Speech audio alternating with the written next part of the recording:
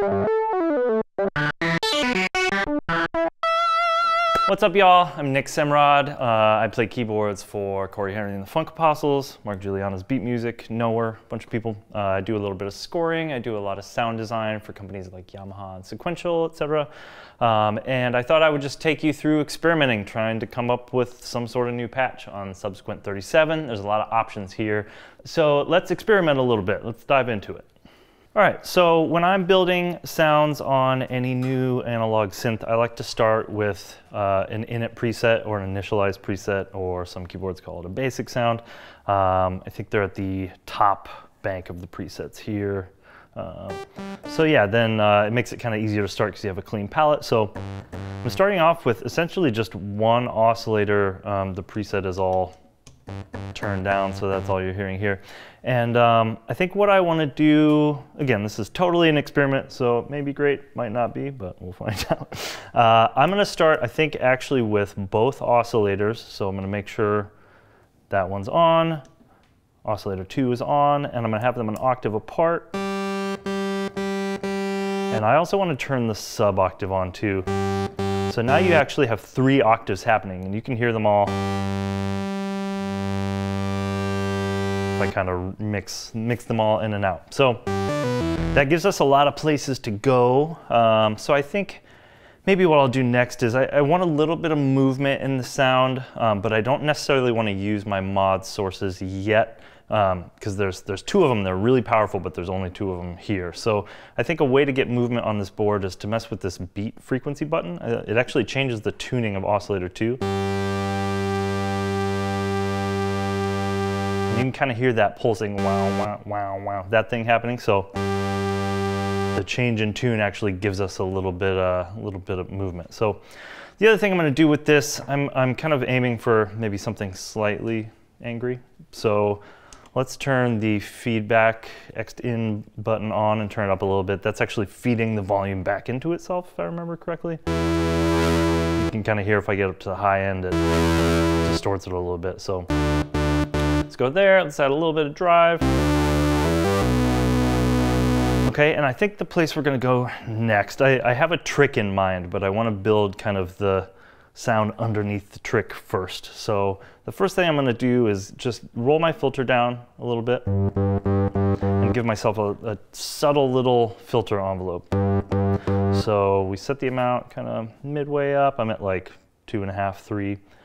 I'm going to go 0 attack, 0 sustain, and a longer decay. And you'll notice like I'm kind of playing it while I'm turning. So these settings are always super subjective. So, you know, don't be afraid to like play and switch while you're playing. Like this is too short for me.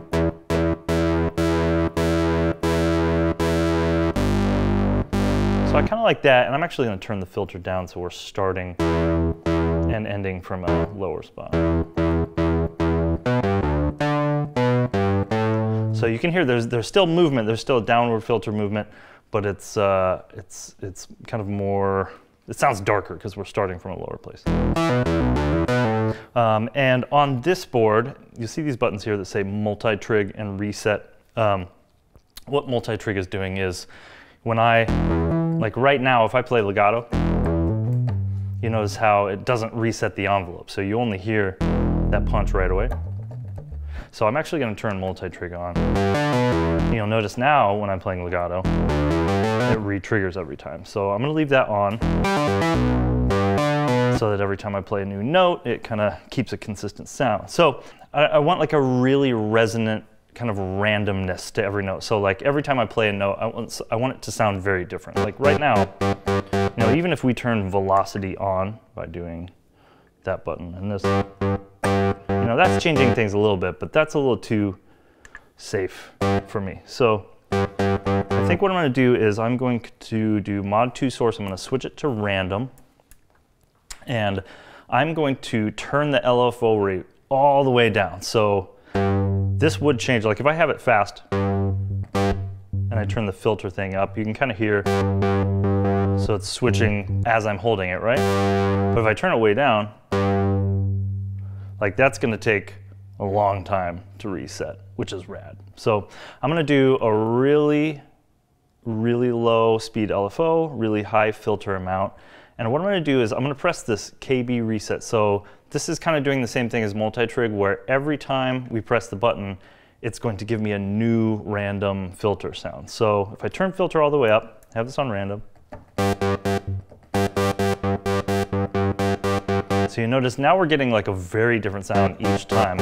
And I want to take advantage of that difference and actually make the resonance quite a bit higher.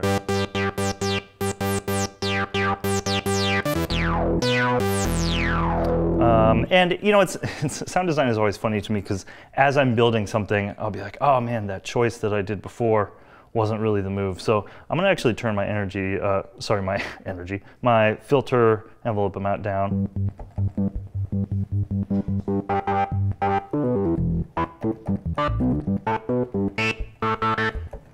So now it kind of sounds like an old sequencer.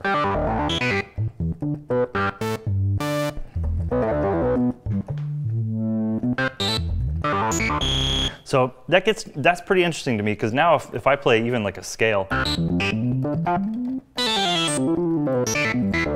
like it's giving me a very different sound each time, right?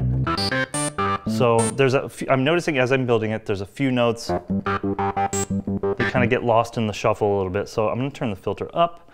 I'm going to turn this modulator down.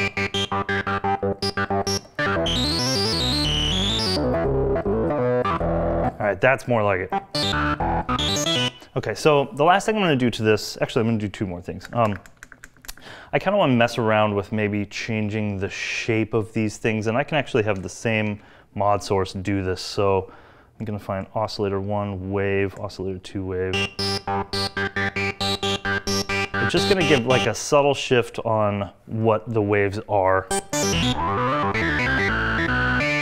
Okay, and then the last thing I'm going to do is I'm going to mess with mod 1 over here. So mod 1 on this board is actually, you can change this, but it starts off by being manipulated via the modulation wheel right here. So, you know, right now, if I were to set this to give me like a vibrato or something like that, right now, you're not going to hear it until I move the mod wheel, right? So what that means is that this can be kind of used as a controller to give like a momentary shift to something that's happening. And I've noticed with this board that you can kind of turn this into a sort of a pitch bend, but we're going to do a weird version of that. So let me show you what I'm going to do. So we're going to go up here to mod 1 source. I'm going to switch it to this kind of the filter generator and the program thing. But we can actually dictate what this option does. So I'm going to press this controllers button, and then that's going to give us this little Modbus 1 menu here. And you kind of scroll through it until you end up at this Modbus 1 part. You'll see it says program source.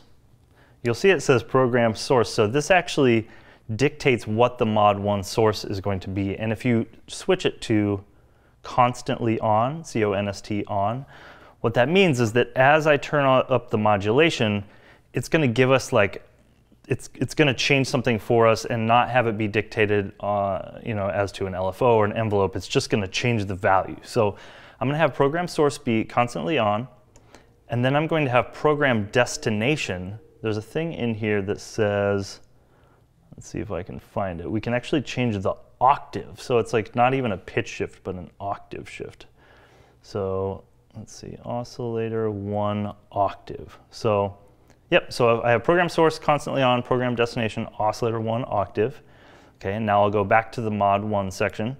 Okay, so for the rest of this section, I'm going to switch down to this light here. So we have the programmed option here, we have the programmed option here, and I'm going to have mod 1 amount go up like this. And what we should have is an octave switch as I move the mod wheel.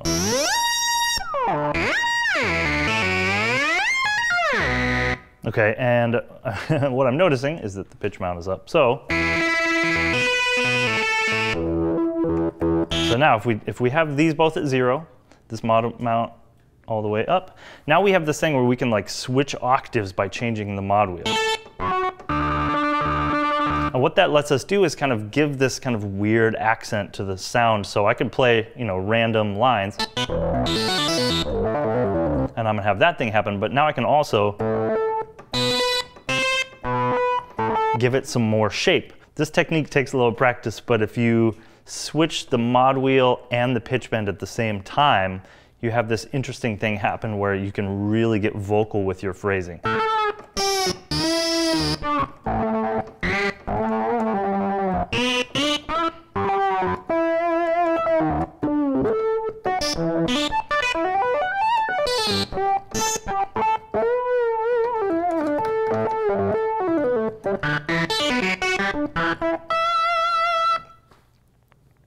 All right, y'all, we found some things out. We ended up at a pretty cool sound. And, you know, if you notice when you're doing synth design things like this, you know, there's a lot of subjectivity at hand. You're going to change your mind as you're doing it. You're going to make mistakes as you're doing it. And those are the things that that allow you to kind of learn while you're doing this. So, you know, feel free to turn knobs, mess up, change your mind, and you might end up with something cool. So thank you for listening. My name is Nick Semrad. I teach via Patreon. I have an Instagram page that's at Nicholas T. Semrad.